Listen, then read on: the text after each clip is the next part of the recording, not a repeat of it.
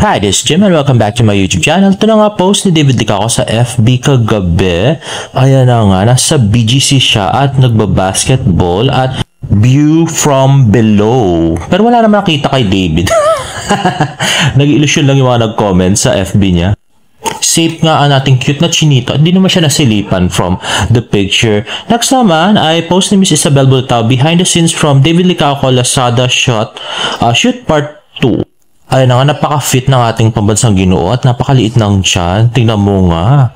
Hindi katulad ng mga iba dyan. Yun lang nga, sayang medyo malayo at tinakpan talaga yung kanyang abs dito. At yan na nga. So ito, camera na lang yung pinicture ni Miss Isabel Bultao. At na nga si David Licao ko. Wala nga siyang audio, guys. At next naman ay post ni David Licao sa kanyang Instagram stories ang kanyang asong si Hershey. At next naman ay IG story ni Miss Barbie Fortes. Sa kagabi nga to, nag-posh nails siya. At ngayong araw nga ay nag-Avignon Clinic nga si Barbie Fortes. At sabi niya, fresh start, Avignon Clinic. At yan na nga, napaka-pretty si Barbie. Ang inabangan ko yung mga manliligaw dito.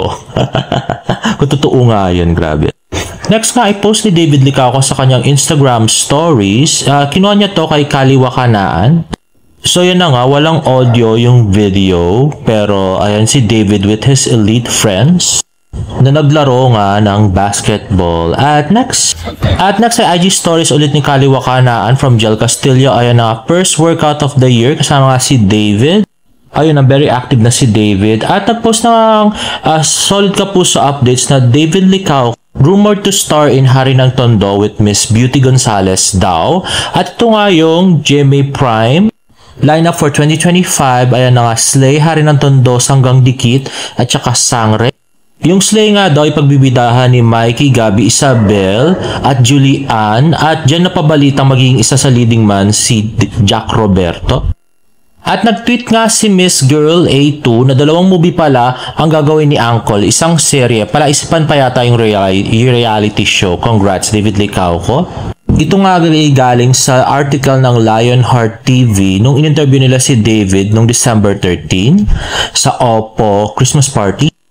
At isa nga sa napapabalitang pelikula nila ni Barbie ay itong Moments of Love. Pero hindi ko masyadong gusto to kasi ano lang sila, nagkakausap lang sila sa telephone dito. Hindi man sila talaga nagkita. So kung magiging ganyan na naman yung istorya, parang iba, hindi naman maganda. Ang dami naman mas magandang pelikula na pwedeng i-remake o gawa ng version ng Bardock. Like, Jack and Jill, di ba? Maganda yun. Tapos, yung kaya ni Mr., kaya ni Miss. Pero Moments of Love talaga. Hindi ba nga bumenta to sa, kay Ding Dong at saka kay, Isa.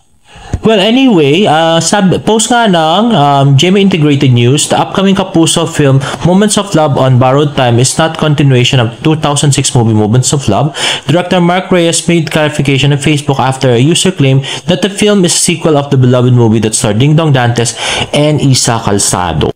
At next naman ay tweet ni My Precious One, Hoy David, ano pang pinagagawa mo? Naglalaro ka pa niyan o may gusto kang ipahiwatig? Sinasakyan mo pa rin ba lahat ng memes sa'yo? Bakit nirepost mo yan? At my gosh, yung lyrics ng song, anong pakik ko sa BF mo na ako naman ang gusto mo?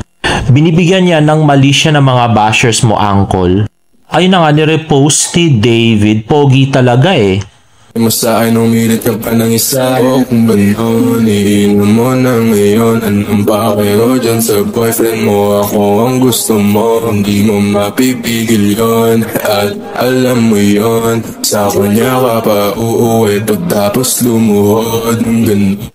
At nag-tweet nga si Gautaw na di siguro niya pinakinggan yung background music. Sabi naman ni My Precious One, I don't think so, amiga. Ngayon, siya dapat higit na mas maging maingat dahil sensitive ang issue. Mabibigyan ng kulay yung mga CVS bashers nila ni Barbie. At ito naman, post ni Tito Jack Licao ko. Ayan na nga, nasa Starbucks siya at sabi niya, ang laki ng problema ng customer. Pinagalitan ang Starbucks crew dahil daw tumatawa.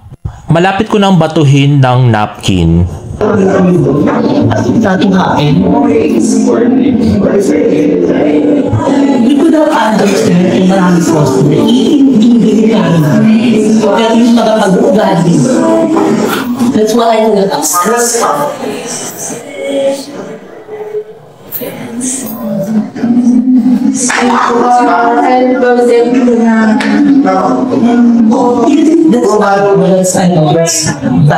Okay naman yung customer na yun. Ano siya, insecure, paranoid, na siya yung tinatawanan. Ano batang maliit? Grabe na.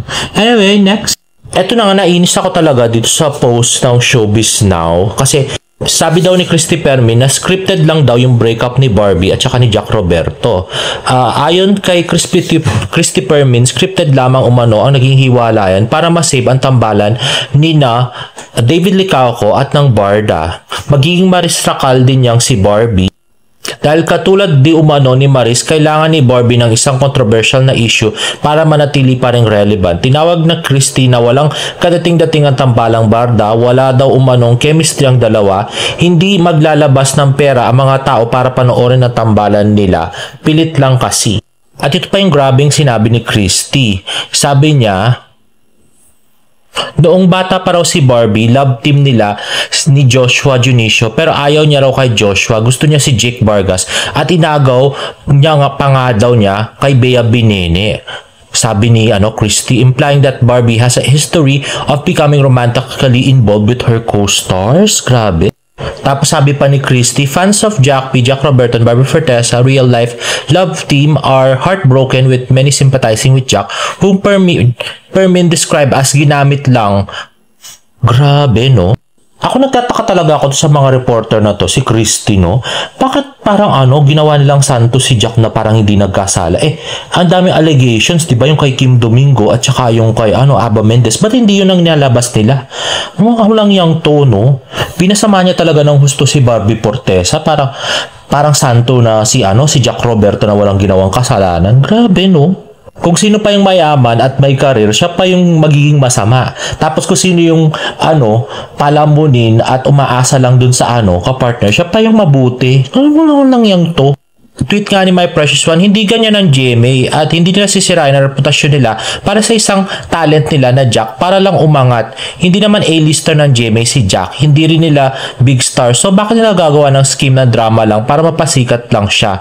The truth is legit ang breakup as GMA is a business.